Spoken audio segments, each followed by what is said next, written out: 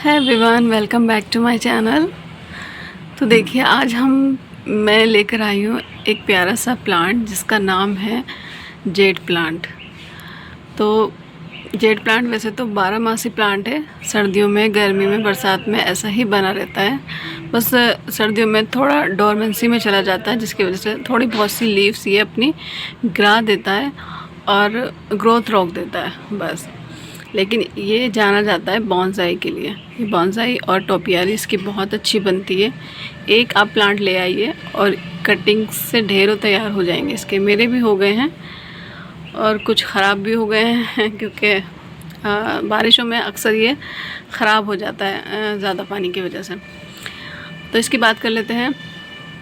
वैसे तो ये सकुलेंट फैमिली से बिलोंग करता है, लेकिन सकुलेंट जो होते हैं थोड़े से डेलिकेट प्लांट्स होते हैं, लेकिन ये उसमें बहुत ही हार्डी प्लांट्स में शुमार होता है। ये तो काफ़ी हार्डी प्लांट्स होते हैं। और इसके आप लीव्स देखोगे तो देखिए गोल गोल से, थोड़े से गोल होते हैं। ये देखिए ऐसे होते हैं। और ये मेरा कम से कम 4 साल पुराना प्लांट है। और इसकी ग्रोथ देखिए, ऐसे ये स्टूल पे रखा हुआ है और ये पूरी फर्श तक आ रहा है। तो बात कर लेते हैं इसकी मिट्टी की। तो मिट्टी आप इसकी वेल ड्रेन बनाइए बिल्कुल, कि एक हिस्सा हमारी गार्डन सॉइल है जो हम नर्सरी से मिट्टी लेकर आते हैं, और दूसरा हिस्सा रिवर सैंड जो हमारी कंस्ट्रक्शन की शॉप पे हमें ईज़िली मिल जाएगा। एक हिस्सा वो मिलाइए, एक हिस्सा मिट्टी मिलाइए और एक हिस्सा कंपोस्ट मिलाइए। कंपोस्ट में आप गोबर की खाद, वर्मी कंपोस्ट या किचन वेस्ट अगर आप बनाते हो तो वो मिला लीजिए। और मिट्टी अच्छी तैयार करके इसमें थोड़ा सा फंजीसाइड ज़रूर मिलाइएगा। और चाहे तो बोन मील अगर आपके पास हो तो बोन मील भी मिला लीजिएगा, क्योंकि वो हमारी ग्रोथ के लिए, जड़ों के लिए बहुत अच्छा होता है। और अगर आप केमिकल साइड जाएंगे तो इसमें थोड़ा सा NPK भी आप डाल सकते हो, क्योंकि ये लीफी प्लांट है। तो NPK 19-19-19 आता है, वो आप इसमें डाल सकते हो मिट्टी बनाते हुए टाइम। और ज़्यादा ऐसा कोई रॉकेट साइंस नहीं है, इसको ग्रो करना बहुत ही इजी टू ग्रोइंग प्लांट है ये। और इसकी मिट्टी तैयार करने के बाद आप इसको लगा लीजिए और कुछ टाइम के लिए आप इसको शेड में रखिए, कम से कम वन वीक। उसके बाद आप इसको धूप दीजिए, और धूप में फुल सनलाइट में रहेगा तो इसको कोई प्रॉब्लम नहीं आएगी। हाँ, जब मई जून की बहुत ज़्यादा गर्मी हो रही हो तो उस टाइम पे आप इसको ग्रीन नेट के नीचे रखिएगा और बस। और जैसे बरसात चल रही है तो इसको कोशिश करिएगा कि ये ज़्यादा पानी, बरसात का पानी इसमें ना पड़े। 1-2 बारिश आप इसको दिखा दीजिए और उसके बाद इसको कहीं ऐसी जगह रख दीजिए जहाँ पर डायरेक्ट बारिश इस पर ना मिले, क्योंकि फिर जो इसकी ये होती है ना डंडियाँ, ये जड़ें वहाँ से ना ये गलनी शुरू हो जाती है। तो फिर नीचे से देखिए कितनी हेल्दी है प्लांट मेरा। मैं आपको दिखाती हूँ इसको अंदर से। ये देखिए, ये देख रहे हो आप, ये मेरा यहाँ से अगर मैंने काटा ना तो ये मेरा बॉन्साई रेडी हो जाएगा। ये देखिए, ये देखिए, इससे मैंने बहुत प्लांट्स बनाए हैं और मैं आपको दिखाती हूँ। ये मेरे 2 प्लांट हैं। ये मैंने कटिंग लगाई थी, ये मेरी है 3 साल पुरानी कटिंग है। और एक हैंगिंग पॉट में मैंने कटिंग लगाई थी बहुत सारी। तो उसको जब मैंने प्लांट को डिवाइड किया पिछले साल, तो उसमें से इस तरह से ये निकली। तो ये मेरा अच्छा खासा एक बॉन्साई रेडी हो गया। ये थोड़ी सी मुझे यहाँ से शेप देनी है, जब दूंगी तो शेयर करूँगी। और देखिए, ये देखिए, ये एक ये मेरा बॉन्साई, इसको भी जब यहाँ से मैं ट्रिम करूँगी तो ये शेप में आ जाएगा। तो लोकेशन की बात हो गई, मिट्टी की बात हो गई और वाटरिंग की बात भी हो गई है। और खाद ये ज़्यादा मांगता नहीं है। जब आप इसकी मिट्टी रेडी करो इसको लगाने के लिए पॉट में, उस टाइम इसमें अच्छी खाद दे दीजिए। वरना साल में दो टाइम, जैसे कि स्प्रिंग टाइम होता है फरवरी का टाइम, और या फिर बरसातों के बाद का टाइम अप्रैल का, अगस्त का टाइम होता है, तब आप इसमें खाद दे दीजिए।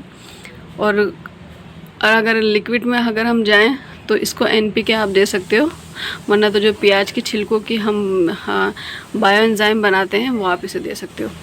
मतलब ये कोई फ्लावरिंग प्लांट तो है नहीं, तो सिर्फ और सिर्फ इसको नाइट्रोजन आप प्रोवाइड करिए। अच्छा, मैं क्या करने जा रही हूँ, मैंने ये रेडी किए, मेरे पास ये पोट खाली हो गए। इस गर्मी मेरे बहुत नुकसान हुआ है, कम से कम 50 के करीब मेरे प्लांट्स मर गए हैं। तो इसमें भी लगे हुए थे जो मेरे ख़त्म हो गए। तो ये पोट मेरे खाली हो गए, मिट्टी उनकी मैंने सुखा के वापस से फिल करी है। तो ये बरसात का पानी इस मिट्टी को मिल गया है। और मैंने ये मीशो से ये मंगाया था ताकि एक टोपियारी बना सकूँ जेट प्लांट की। ये बहुत ही सस्ते होते हैं जो मीशो से, अगर हम आप गार्डनिंग जो सामान मंगाओगे तो बहुत सस्ते मिलेंगे।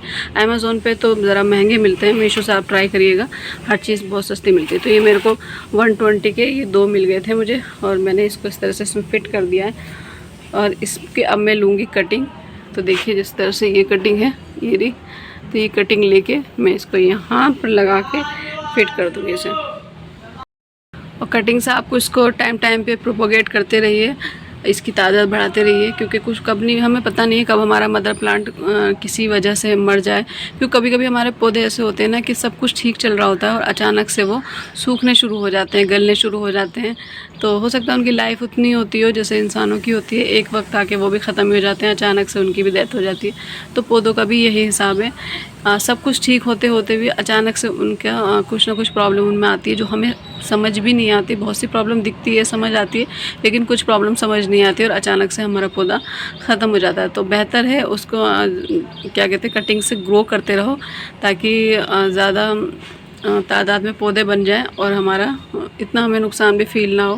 क्योंकि अगर ये सिर्फ एक ही पौधा मैं रखूँगी और इसी को कुछ प्रॉब्लम आ गई, ये मर गया, तो मेरा पौधा तो मेरे गार्डन से तो ये ख़त्म ही हो जाएगा, चला जाएगा। इसलिए मैं कटिंग से लगाती रहती हूँ, मैं आपको दिखाती हूँ। और मैं एक्सपेरिमेंट करती रहती हूँ अपने प्लांट्स पे, कि जैसे कुछ मैंने धूप में रखे, कुछ शेड में रखे, और कुछ मैंने, अब जैसे बरसात हो रही है तो मैं बरसात में रख रही हूँ। तो मैं एक्सपेरिमेंट करती हूँ कि, और मैं ऑब्जर्व करती हूँ कि देखती हूँ कि कहाँ पौधे किस तरीके से चल रहे हैं, अच्छे चल रहे हैं, ये बारिश को भी झेल लेगा, ये धूप को झेलेगा, या ये शेड में तो ये ग्रो कैसे करेगा। अगर जैसे ये सन लविंग प्लांट है तो इसको मैं शेड में भी रख के देख रही हूँ कि ये शेड में कैसा चलेगा। और इसी की कटिंग जो मैंने अभी फेब में लगाई थी उसको मैं देख रही हूँ कि वो बरसात में कैसे चलेगी, क्योंकि उन्होंने जड़ पकड़ ली है। फेब में मैंने लगाई थी, अब मैंने उसको रखी है बरसातों में। तो मैं आपको दिखाती हूँ, कहाँ गई, ये देखिए।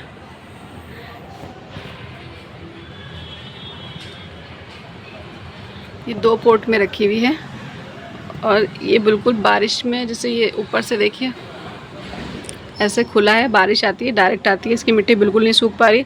अभी ये बहुत अच्छा चल रहा है, बहुत ही घना हो गया है। अब देखती हूँ ये पूरी बारिश ये बर्दाश्त करता है या नहीं। ठीक है, ये जितनी भी मेरी यहाँ पर मैंने लगाई है ना, ये सब मैंने कटिंग्स लगाई हैं, यहाँ पर कटिंग्स लगा के अच्छी ग्रो हो गई है। और दिखाती हूँ आपको मैं,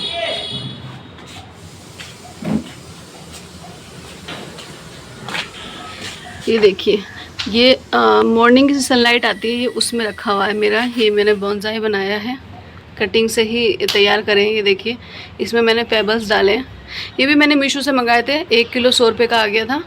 और देखिए ये 3 पोट में मेरे आराम से आ गए। इसकी भी कटिंग मांग रहे हैं, तो इसको जल्दी जल्दी प्रूनिंग करनी पड़ती है, तो ये शेप ले लेता है। तो देखिए नीचे से कटिंग करूँगी मैं, तो तब ये अच्छे से दिखेगा। ये बोनसाई मैंने बनाया, सबसे हेल्दी बोनसाई मेरा ये है।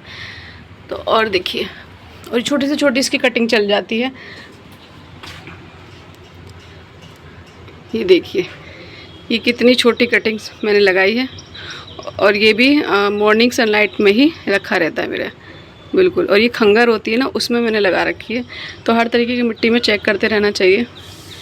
ये देखिए, बिल्कुल छोटा सा पोट है मेरा, और ये छोटी छोटी सी कटिंग है 1-1 इंच की। ये मेरे यहाँ से वो रखे हैं, कैक्टस वगैरह रखे हुए। और ये देखिए, कुछ मनी प्लांट्स पानी में चला रही हूँ। तो इस तरीके से मेरा ऐसे ये रखा हुआ है यहाँ पे। चलिए वापस चलते हैं। तो इसको मैं कटिंग से अब लगाती हूँ, और इसको जब मैं कटिंग लगाऊंगी तो कुछ टाइम के लिए मैं इसे शेड में रखूँगी, अच्छी ग्रोथ पकड़ लेगा। और जब हम न्यू कटिंग लगाते हैं ना, तो एक बारिश का पानी उनको दे दीजिए, उसके बाद उनको पानी मत लगने दीजिए बारिश का, क्योंकि फिर वो कटिंग जो है गलनी शुरू हो जाएगी। और अगर आपके हाथ की कटिंग नहीं चलती है तो आप ऑनलाइन रूटिंग हार्मोन्स मंगा सकते हैं, उसमें उसकी कटिंग का नीचे का टिप डिप करके पाउडर फॉर्म में आता है, वो लगा के और फिर मिट्टी में लगा लीजिए। अगर आप ऐसा खर्चा नहीं करना चाहते तो एलोवेरा होगा, एलोवेरा में भी डिप कर सकते हो, और इसकी कटिंग लगा लीजिए। तो मैंने तो जितनी कटिंग लगाई है ऐसे ही लगाया है, लेकिन मैं अब की बार एलोवेरा में ट्राई करूँगी और फिर आपको रिज़ल्ट बताऊँगी। तो मैं एलोवेरा लेकर आती हूँ, मेरी दूसरे टेरेस पे पड़ा है, वहाँ से लेकर आती हूँ, फिर दिखाती हूँ।